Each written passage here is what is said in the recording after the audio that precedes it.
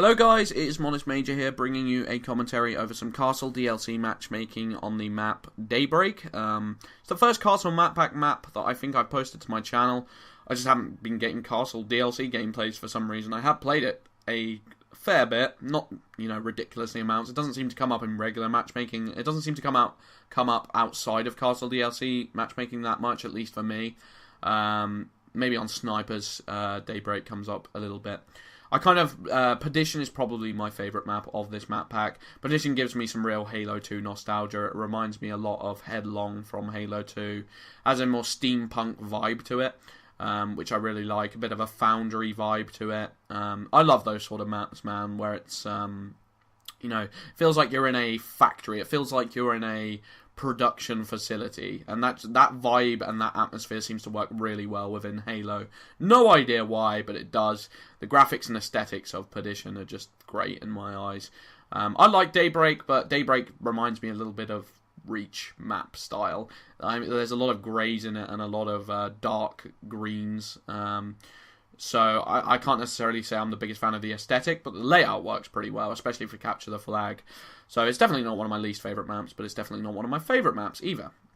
What I wanted to talk about, though, to get off of the topic of gameplay for once, I feel like my channel has revolved around gameplay centric videos for a very long time, and I kind of intend to go forward with that idea as well, because for a couple of reasons. Personally, reason number one would be that's what I watch on YouTube. I'm a game obsessive man. Like, I know I don't talk about other games on this channel that much, but I can watch game analysis of pretty much any game, or watch a commentator who knows their stuff on a game, and I will watch it. I will love it. And it could be the most boring, simplistic video where there's no, over-the-top dialogue. They're not even trying to make that much of an effort to be interesting, just to be as analytical and in-depth as possible, and I would still love the video. I just love it. I love gameplay analysis. It's my favourite thing. Games are definitely my favourite medium, above movies, and above, what's the other medium? I don't even know. Music, above music. Games, to me, like, I can play any game and get some sort of enjoyment out of it. So yeah, that's just basically me. But I thought I'd talk about something personal today for once, and that personal thing is kind of the idea. It kind of ties into YouTube, and I'm going to use YouTube as my example of how to express the point that I'm trying to make.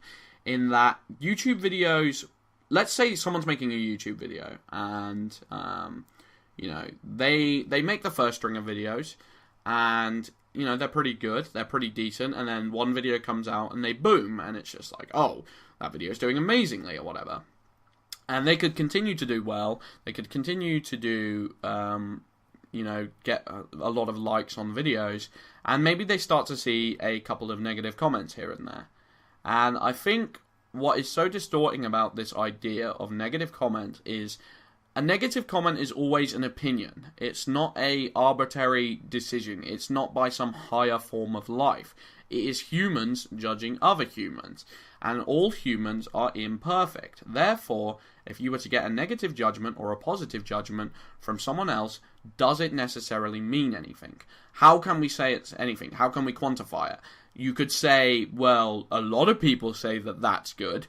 Yeah, but do majority opinions always mean something is good? Definitely not. A lot of the time a majority opinion can be damaging because people form into this like hive mind of wanting to agree with each other, falling behind someone who is charismatic, but not necessarily, they might not necessarily even have the greatest depth, they might not necessarily even have the kindest opinions, but people fall behind their charisma and fall behind the fact that other people like them. People find it easier to like someone who a lot of other people like, and if people like someone who isn't that liked and isn't that respected amongst the community, people feel like they're going out on a limb. People feel like, well, I don't want to be the odd one out. I don't want to be, like, maybe I'm weird for liking this person. I don't think I should like them. Maybe people will think I'm a nerd because no one else seems to like them.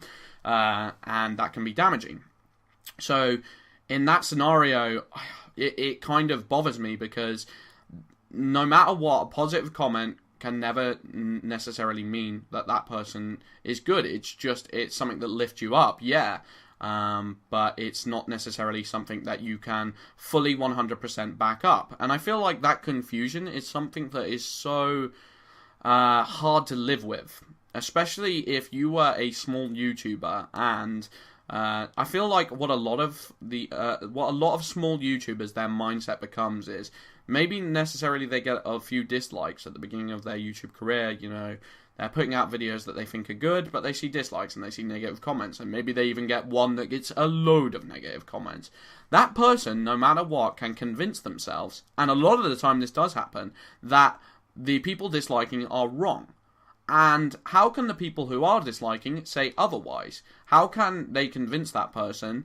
And are the people who are disliking necessarily right? Does that make them right? No, they're just in a majority and they're agreeing with people. But when people do agree with people and they all form into this community of not liking that video, they all agree with each other and back each other's opinions up.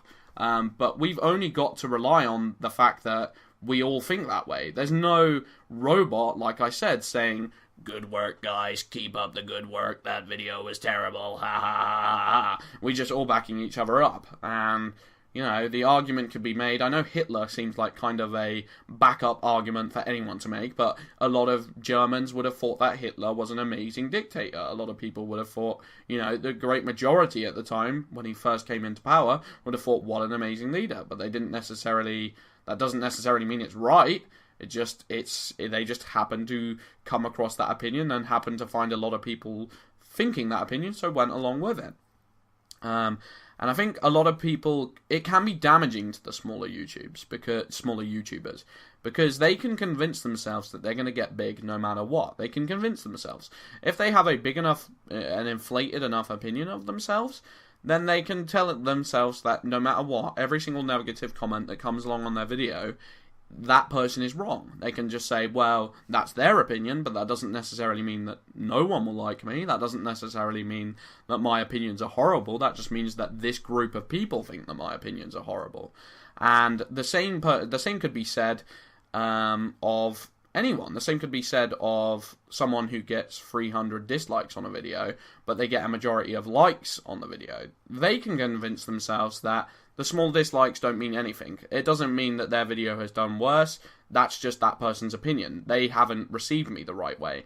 And a lot of people, why they turn into kind of egomaniacs on YouTube and turn a bit insane, I'm sure you've seen it at least once. I've seen many instances of YouTubers losing touch with reality and losing their sensibilities when it comes to interaction with the community and their own opinion of themselves. It just becomes massively inflated. And it's because anyone in the world can convince themselves that negative opinions mean nothing, because they're opinions. And there's also this whole idea within the community right now and within the world in general that screw the haters, do what you love, people aren't going to like what you... some people are always not going to like what you do, so keep at it, and if you're good at it, if you love what you're doing, you will eventually do well, which I think is such a damaging concept, because not everyone can do well, and not everyone, the vast majority of people are destined to do not so well, especially in terms of the YouTube community. The YouTube community is near impossible to do well on, and because opinions are so subjective, and there will never be a, you know, you can't go into ratemyyoutube.com and get a clear-cut opinion of whether your YouTube videos are good or bad in terms of the public eye. It's never gonna, people aren't gonna be able to know if they've done bad or good. It's kind of oblivious. Anyway, I hope you guys get where I come from. I've been Modest Major. Peace.